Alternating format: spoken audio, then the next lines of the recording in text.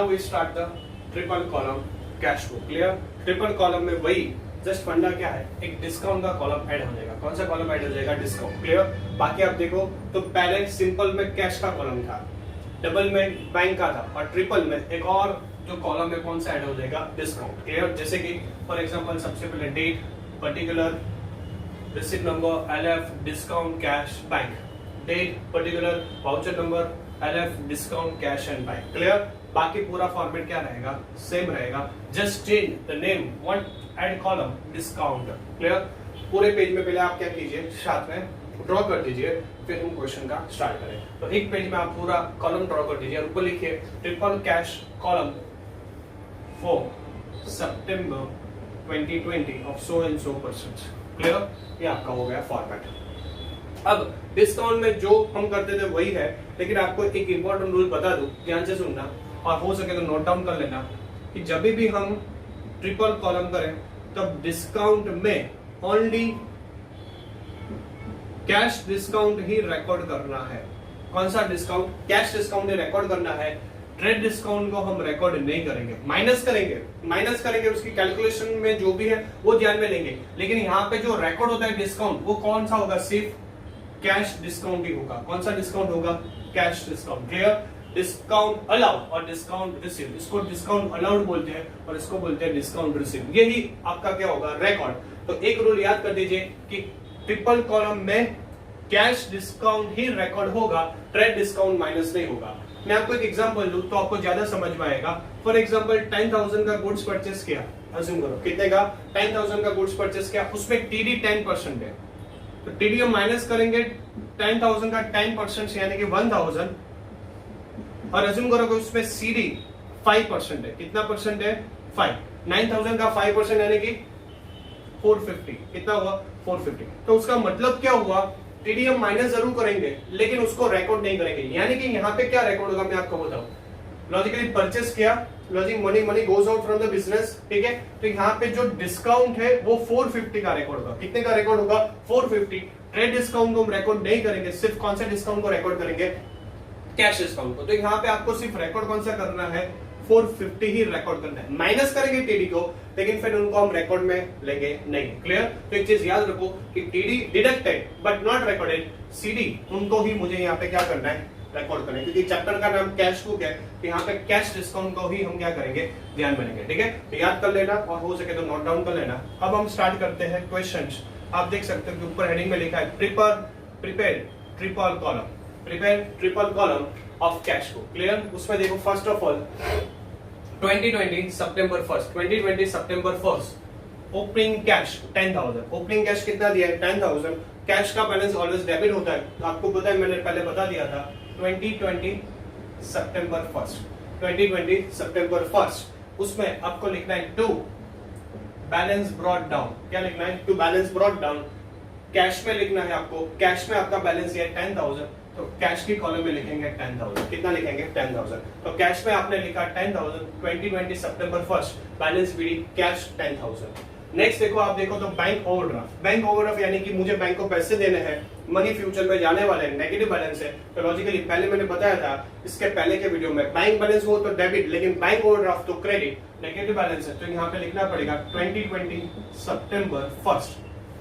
Clear? और लिखना है डेट 2020 सितंबर 1st by balance brought down, और बैंक में लिखना है 4,000। कितना लिखना है? 4,000। क्लियर? तो ये हुआ फर्स्ट ट्रांजेक्शन में कैश का बैलेंस ऑलवेज डेबिट साइड है और बैंक का बैलेंस ऑलवेज कौन सी साइड होता है? डेबिट या क्रेडिट। यहाँ पे बैंक ओवरड्राफ्ट है, इसलिए मैंने कौन सी साइड लिखा? क्रेडिट। नेक्स्ट ट्रांजेक्शन देखो तो गुड्स ऑफ 3,000 परचेस का मतलब आपको पता है, money goes out from the business से क्या है? पैसा जाने वाला है। Goods of ₹3,000 purchase from Deepam at 10% TD यानी कि trade discount, issue cheque for necessary amount. और चेक है तो आपको पता है कहां पे रिकॉर्ड होगा? बैंक पर रिकॉर्ड होगा। कहां पे रिकॉर्ड होगा? बैंक। तो goods of 3,000 purchase from Deepam at 10% TD, issue cheque for necessary amount. और नेसेसरी अमाउंट का क्या किया? चेक। सबसे पहले आप देखो 3,000 का गुड्स परचेस किया, लॉजिकली 10% टीडी दिया, 3,000 का 10% 300, तो लॉजिकली हमें कितने पैसे देने पड़ेंगे? 2700। रूल्स पता है, ट्रेड डिस्काउंट माइनस करेंगे लेकिन उसको हम रिकॉर्ड नहीं करेंगे, तो आपको वो चीज ध्यान में रखनी है। परचेस किया, money goes out from the business, business से पैसा जाने वाला है, बिजनेस से पैसा जाएगा तो क्रेडिट साइड, तो यहाँ पे आपको डेट लिखना है, date number 3, by purchase. Discount पे कुछ नहीं है क्योंकि ट्रेड डिस्काउंट है तो रिकॉर्ड नहीं होगा। कैश नहीं है, चेक वर्ड है तो लॉजिकली बैंक पे आएगा। लॉजिकली कौन सा वर्ड है? चेक, तो लॉजिकली बैंक में 2700। क्लियर? डिस्काउंट माइनस करने के बाद कितना बैलेंस बचा? 2700। तो ये हुआ नंबर 3। नेक्स्ट देखो number 5, salary of ₹800 and stationery 700 paid by cheque. Salary 800 का और स्टेशनरी 700 का पेड किया चेक से। Logically money goes out from the business, business से क्या है पैसा जाने वाला है तो लॉजिकली क्रेडिट। तो यहाँ पे 2 बार लिखना है क्योंकि सैलरी और स्टेशनरी दोनों का नेचर अलग अलग है। तो बाय सैलरी और बाय स्टेशनरी, मैं समझूंगा सैलरी और स्टेशनरी का पेमेंट चेक से किया है तो लॉजिकली बैंक में होगा। तो लॉजिकली कैश में सैलरी में लिखना है आपको 800 और स्टेशनरी में लिखना है 700। तो बैंक की कॉलम में आपने सैलरी में लिखा 800 और स्टेशनरी में लिखा 700। क्लियर? ये हुआ number 5। Number 7, goods of 7000 purchase. कौन सा वर्ड है? परचेस। तो लॉजिकली आपको आइडिया होना चाहिए कि यहाँ से पैसा क्या है? बिजनेस से जाने वाला है। बिजनेस से क्या है? पैसा जाने वाला है। Goods of 7000 purchase from Rahul at 10% TD। तो लॉजिकली 7000 का गुड्स परचेस किया, ठीक है, उसमें 10% TD यानी कि 700, तो बचा कितना? लॉजिकली 6300। कितना बचा? 6300। आप देख सकते हो goods of ₹7000 purchase from Rahul at 10% TD। Half amount paid in cash and half amount paid in cheque. Half amount किस पे पे किया? कैश पे पे किया। हाफ अमाउंट किस पे पे किया? चेक पे। तो यानी कि मैं ऐसा बोलूंगा डिवाइड बाय 2। अब डिवाइड बाय 2 करो तो ऐसा बोल सकता हूं कि डिवाइड बाय 2 करके आपका जो बैलेंस आने वाला है वो आने वाला है 3150। कितना आने वाला है? 3150। क्लियर? परचेस क्या? लॉजिकली बिजनेस से कैश आने वाला है। टीडी को हम कभी रिकॉर्ड नहीं करते तो उसको ध्यान में लेना नहीं है। तो यहाँ पे आपको money goes out from the business, तो बाय परचेस 7000 का 10% माइनस करने के बाद 6300 आया। उसमें half amount paid in cash, half amount paid in cheque. तो कैश और चेक, तो कैश में भी 3150 लिखेंगे और इसमें भी लिखेंगे 3150। क्लियर? तो इसमें 3150 और उसमें भी कितना आएगा? 3150। ये हुआ आपका नंबर 7। नेक्स्ट है number 9। Number 9 very important, ₹4000 deposit into bank. Bank में 7000 क्या करा है? मैंने डिपोजिट करा है। लॉजिकली बैंक में 7000 डिपोजिट करा है तो आप मतलब समझ सकते हो कि ये कॉन्ट्रा ट्रांजेक्शन हुआ। मैंने पहले ही बताया था जब भी कॉन्ट्रा ट्रांजेक्शन है तब उसका एंट्री कर दो। बैंक बैलेंस बढ़ रहा है तो डेबिट होगा, तो bank account debit to cash. इसका एंट्री क्या होगा? Bank account debit to cash. Bank में कितने रुपीस डिपोजिट करा है? 4000। क्लियर? तो बैंक बैलेंस बढ़ रहा है इसलिए डेबिट किया, कैश कम हो रहा है इसलिए क्रेडिट किया। एंट्री होगा bank account debit to cash.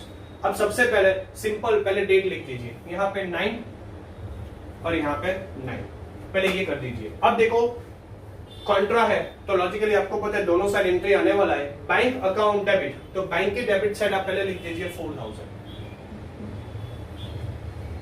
Cash credit है तो कैश की क्रेडिट साइड लिख दीजिए 4000। ठीक है? बैंक की डेबिट साइड मैंने 4000 लिखा और कैश की क्रेडिट साइड मैंने 4000 लिखा। क्लियर? अब अपोजिट नाम आपने यहाँ पे किसमें अमाउंट लिखा है? कैश में, तो यहाँ पे लिखना पड़ेगा बाय बैंक। आपने यहाँ पे किसमें अमाउंट लिखा है? बैंक में, तो यहाँ पे लिखना पड़ेगा to cash. Is that clear? ये हुआ कॉन्ट्रा ट्रांजेक्शन। एलएफ में कंपल्सरी लिखना पड़ेगा आपको सी। क्या लिखना पड़ेगा? सी। एलएफ में कंपल्सरी आपको लिखना पड़ेगा सी। Is that clear? तो ये हुआ कॉन्ट्रा ट्रांजेक्शन। सबसे पहले इसका बाजू में एंट्री कर दीजिए, फिर जो डेबिट है उसकी डेबिट साइड, जो क्रेडिट है उसकी क्रेडिट साइड, और फिर अपोजिट नाम। तो ये हुआ ₹4000 डिपोजिट इनटू बैंक वाला। नेक्स्ट है cheque of ₹6000 issue to Amar towards the full settlement of account of 6050। Very important, थोड़ा ध्यान रखना। Cheque of 6000 issue to Amar, यानी कि हमने अमर को चेक दिया 6000 का towards the full settlement of account of 50। Very important, ध्यान रखना। अब सबसे इंपॉर्टेंट, अमर को पेमेंट में सब 605 का करना था। अमर को कितना पेमेंट करना था? 6050 का। लेकिन अमर को मैंने कितने का चेक दिया? 6000 का चेक दिया, तो लॉजिकली 50 रुपीज कम दिए, तो लॉजिकली हम डिस्काउंट मानेंगे। देना था 6050, कितना देना था अमर को? 6050। लेकिन हमने उनको कितने का चेक इश्यू किया? 6000 को, तो ऐसा बोलूंगा 50000 लेस अमाउंट पे किया। जो लेस अमाउंट पर पे करते हैं उसको हम क्या ट्रीट करेंगे, डिस्काउंट ट्रीट करेंगे। क्या ट्रीट करेंगे, डिस्काउंट। तो हम लोगों का चेक इश्यू किया, मैंने उसको चेक किया, बिजनेस से पैसा जाने वाला है तो लॉजिकली क्रेडिट होगा। तो यहाँ पे पहले आपको लिखना है date 10, cheque issue, money goes out from the business, logically यहाँ पे लिखना है by Amar, by Amar. Clear. अब ध्यान से सुनो, कितने का चेक दिया, 6000 का। तो ऐसा बोलूंगा बैंक बैलेंस 6000 से कम होगा, बैंक बैलेंस कितने से कम होगा, 6000 से। लॉजिकली कितने का डिस्काउंट था, 50, कुछ मेंशन नहीं है तो लॉजिकली कैश डिस्काउंट होगा। तो डिस्काउंट में लिखना है कि 50 रुपए का, यानी कि 6000 प्लस 50 टोटल हो गया 6050। क्लियर। 6050 का पेमेंट करना था, उसपे 6000 का चेक दिया, बाकी का 50 उनके लिए क्या हुआ, डिस्काउंट। तो लॉजिकली 6000 प्लस 50 टोटल 6050, अमाउंट क्या हो गया, टैली। Is that clear. तो ये चीज ध्यान रखनी है कि मैंने उसको चेक इश्यू किया, इश्यू का मतलब आप समझ सकते हो, मैंने दिया तो हमारा बैंक बैलेंस क्या होने वाला है, कम, money goes out from the business, 6000 bank में, 50 रुपीज डिस्काउंट में। क्लियर। ये हुआ आपका नंबर 10। अब नंबर 11 देखो, check of rupees 5000 received from Sundar which is deposit into bank। Cheque Sundar से मिला, कितने का चेक मिला, 5000 का, जो हमने कहां पे डिपॉजिट करवा दिया, बैंक पे डिपॉजिट करवा दिया। कहां पे डिपॉजिट करवाया, बैंक। डिपॉजिट वर्ड है इसलिए रिकॉर्ड होगा, सिर्फ चेक मिला होता तो वो रिकॉर्ड नहीं होता। इसके पहले के पार्ट में मैंने आपको बता दिया है। चेक ऑफ 5000 रिसीव फ्रॉम सुंदर which is deposit into bank, और ये कहां पे डिपॉजिट हुआ, बैंक में। अब सबसे पहले चेक मिला तो लॉजिकली बिजनेस में पैसा आने वाला है, किसके थ्रू आने वाला है, चेक, यानी कि बैंक बैलेंस इंक्रीज होने वाला है। तो 11th में यहां पे आप टू सुंदर क्या लिखेंगे, टू सुंदर। क्लियर। कितने का चेक मिला, 5000 का, लॉजिकली चेक मिला तो बैंक बैलेंस इफेक्ट होगा, तो बैंक पे लिखना है 5000। क्या लिखना है, 5000। तो cheque of rupees 5000 received from Sundar with deposit into bank, money company the business to Sundar, और बैंक में लिखा 5000। ये हुआ आपका 11th नंबर। और लास्ट देखो तो 13, चेक ऑफ सुंदर इज डिसऑनर, चेक ऑफ सुंदर इज डिसऑनर। सुंदर ने जो हमने चेक किया था वो क्या हो गया, डिसऑनर हो गया। क्या हो गया, डिसऑनर। मैंने बताया था डिसऑनर का मतलब, फॉर एग्जांपल उसने मुझे, सुंदर ने पेमेंट किया, कितने का पेमेंट किया, 5000 चेक से, मैंने बैंक में डिपॉजिट कराया, लेकिन उसके बाद चेक बाउंस हुआ या फिर एक्सेट्रा एक्सेट्रा कुछ प्रॉब्लम हुआ, उसकी वजह से वो चेक डिसऑनर हुआ। ऐसा बोलूंगा, पहले मैं मान के चला था कि मेरा बैंक बैलेंस 5000 से इंक्रीज होने वाला है, अब डिसऑनर हुआ। जब डिसऑनर है ना, तो जो पहले आपने जो साइड किया ना, उसकी अपोजिट साइड लिख दो। मैंने पहले कौन सा साइड लिखा था, सुंदर का ट्रांजेक्शन डेबिट साइड लिखा था, अब उसकी क्रेडिट साइड 11 बाय सुंदर, बाय सुंदर, पहले मैंने बैंक की कॉलम में लिखा था, अब बैंक की कॉलम में 5000। Is that clear. तो उसका मतलब क्या,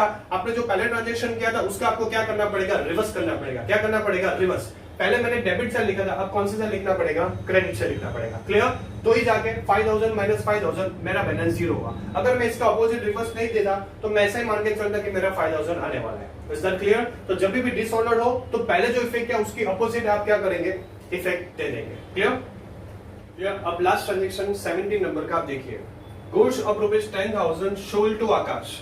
एक तो सोल्ड वर्ड है, तो लॉजिकली सोल्ड गया तो बिजनेस में कैश आने वाला है। कितने के गुड्स सोल्ड किए, 10,000। तो ऐसा बोलूंगा 10,000 के गुड्स सोल्ड किए, ठीक है। 10,000 goods sold to Akash at 10% CD. CD का मतलब कैश डिस्काउंट। तो 10,000 का 10% कीजिए, तो लॉजिकली मैंने कितने का गुड्स सोल्ड किया होगा, 9,000 का। कितने का गुड्स सोल्ड किया होगा, 9,000 का। तो 10,000 का 10% किया तो 1,000 कैश डिस्काउंट, और गुड्स सोल्ड हुआ 9,000। आगे लाइन पे goods of rupees 10,000 sold to Akash at 10% CD, 60% amount received in check। इसका 60% यानी कि ऐसा बोलूंगा 60% 5400 अमाउंट किस पे मिला, चेक से मिला, यानी कि बैंक। और बाकी का अमाउंट, जो बाकी का अमाउंट बचा, क्लियर, बाकी का अमाउंट बचा 2600 वो कैश में मिला। देखो लाइन पढ़ो, 60% अमाउंट रिसीव्ड इन चेक, 60% कैसे मिला, चेक से मिला, और बाकी जो अमाउंट बचा, ठीक है, वो कैसे मिला हमें, कैश में मिला। किस में मिला, कैश में।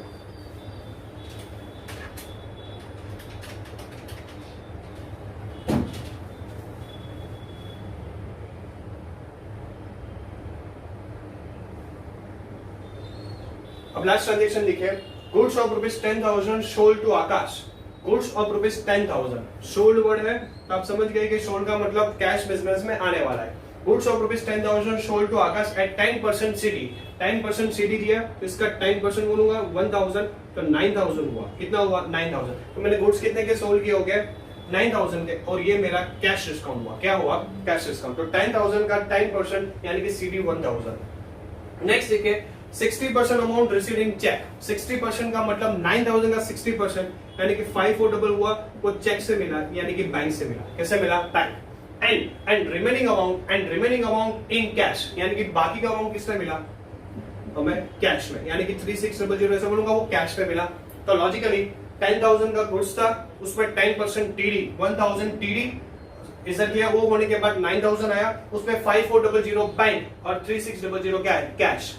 सबसे पहले कैश डिस्काउंट है, तो लॉजिकली कैश डिस्काउंट क्या होने वाला है? बिजनेस में रिकॉर्ड होने वाला है। मैंने आपको बताया कैश डिस्काउंट रिकॉर्ड होता है, ट्रेड डिस्काउंट रिकॉर्ड होता नहीं है लॉजिकली। और दूसरा गुड सोल्ड किया तो मनी आने वाले बिजनेस में, money comes into the business, तो इसको रिकॉर्ड कैसे करना है ध्यान में रखो।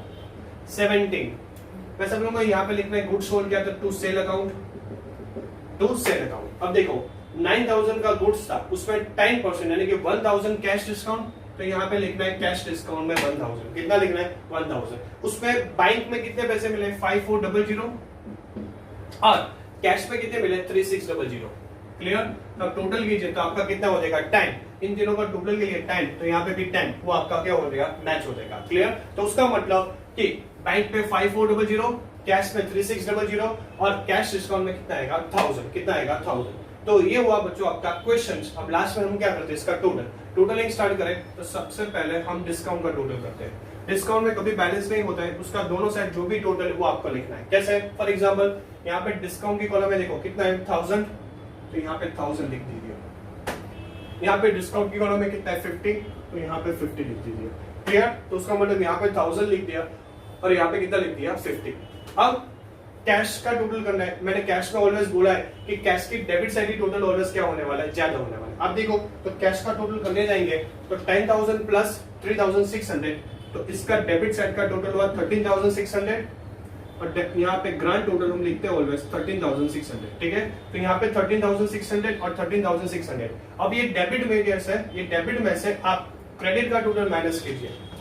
13,600 में से 3,150 और 4,000 माइनस कीजिए, तो आपका जो बैलेंस बचेगा वो 6,450 किसका होगा? कैश का होगा। यानी कि ये कौन सा मंथ है? सितंबर है, तो 30 सितंबर बाय बैलेंस सीडी, ये आपका 6,450। कैसे किया? ये डेबिट में से इतना अमाउंट क्रेडिट का माइनस किया, तो मेरे पास अब कैश कितना बचा? 6,450। प्रैक्टिकल लाइफ में इतना कैश था, यहां तक स्पेंड किया, तो अब बैलेंस बचा कितना? 6,450। तो ये हुआ कैश का कॉलम। बैंक का देखना पड़ेगा डेबिट साइड या क्रेडिट साइड, क्योंकि बैंक का नेचर फिक्स नहीं होता है, कभी कभी डेबिट का टोटल भी जाता है और क्रेडिट का। तो सबसे पहले आप डेबिट का टोटल कीजिए 5 + 4 + 5400। जैसा बोलूंगा डेबिट का टोटल हुआ 14,500। अब क्रेडिट का टोटल कीजिए 4,000, 2,700, 800, 700, 3,150, 6,000 और 5,000। इसका टोटल है 22,350। ठीक है? तो अब देखो बैंक का डेबिट साइड का टोटल है 14,500 और क्रेडिट साइड का टोटल है 22,350। पहले ग्रांड टोटल लिख दीजिए। हाईएस्ट टोटल है 22,350, तो 22,350 मैंने टोटल लिख दिया।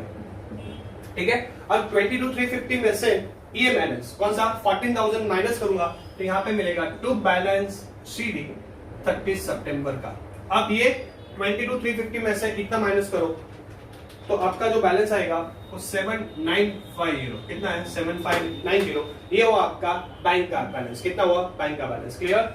अब नेक्स्ट ईयर आपको फॉरवर्ड करना है। ठीक है? ये सितंबर है, तो नेक्स्ट अक्टूबर 2020, ये नेक्स्ट यानी कि टू बैलेंस ब्रॉट डाउन, और यहां पे लिखना है बाय बैलेंस ब्रॉट डाउन 1 अक्टूबर 2020, जो भी साल है। क्लियर? कैसे बोलूंगा? पहले कैश का ये साइड है क्रेडिट साइड, तो लॉजिकली अपोजिट साइड कैश में लिखेंगे 6,450। बैंक का ये साइड है तो अपोजिट साइड लिखेंगे बैंक कॉलम में 7,950। उसका मतलब नेक्स्ट मंथ में मेरे पास कैश का बैलेंस होगा 6,450 और बैंक का बैलेंस होगा 7,950। तो ये हुआ आपका क्वेश्चन। मैं सब लोगों सिंपल कॉलम, डबल कॉलम और ट्रिपल कॉलम तीनों के मैंने क्वेश्चंस करा दिए। जिन जिन बच्चे ये वीडियो देख रहे हैं मैं उनको रिक्वेस्ट करता हूं कि सबसे पहले आप सिंपल क्वेश्चन का वीडियो देखें, बाद में डबल कॉलम का और बाद में ट्रिपल कॉलम का सीक्वेंस में देखेंगे तो ये कंसेप्ट समझ में आएगा। डायरेक्टली आप ट्रिपल कॉलम देखना स्टार्ट करेंगे तो आपको कंसेप्चुअल क्लैरिटी नहीं मिलेगा। तो बेटर है कि आप 1 by 1 सिंपल कॉलम, बाद में डबल कॉलम और बाद में ट्रिपल कॉलम का वीडियो देखेंगे तो ही कंसेप्चुअल क्लैरिटी आने वाला है। Is that clear? Thank you so much.